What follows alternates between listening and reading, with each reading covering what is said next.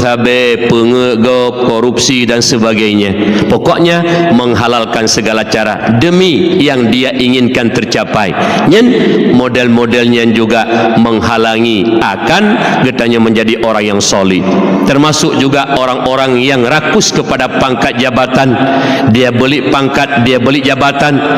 Belo pangkat, belo jabatan, watai ketuk, betuk sebagai pimpinan merempuk sebuah jabatan, fikir kibancara tarik peng yang kehabis. Yang kunyonyo model nyen rakus kepada dunia, menghalangi menjadi orang-orang yang solih.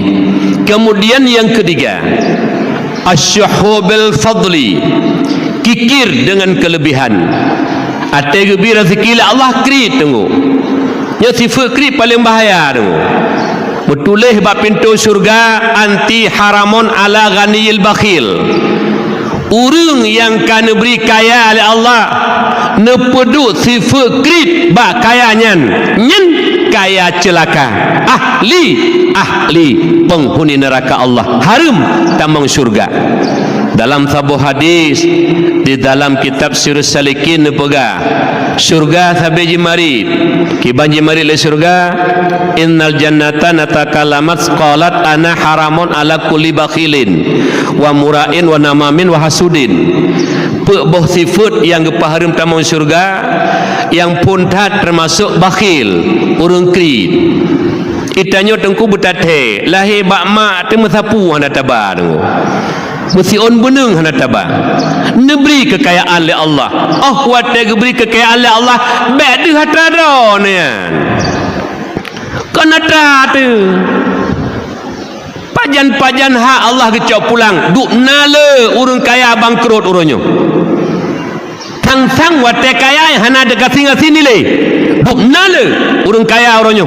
Yang rumah bak beng, yang tanah belang bak beng, payah tungku mutuah bak tempat gop. Ban yan ban cara kecok pulang oleh Allah.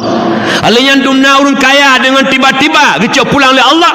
Hartanya hana milik kitanya tungku mutuah hatra Allah. Bedeh wate nujuk rezeki oleh Allah harta. Ya Allah, nyok atan pesinggah si alero ni ya Allah. Pajan-pajan dicok pulang ya Allah. Tanya dekat tu batanya sang-sang atra tu.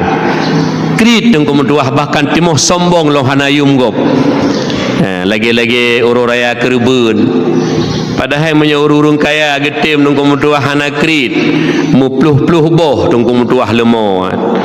Bahkan lagi bak gop tak daerah Jakarta, daerah Pujawa yang dusun sabo dusun. Hana ya si julu-julu yang kaya yang napeng sabo siro di si.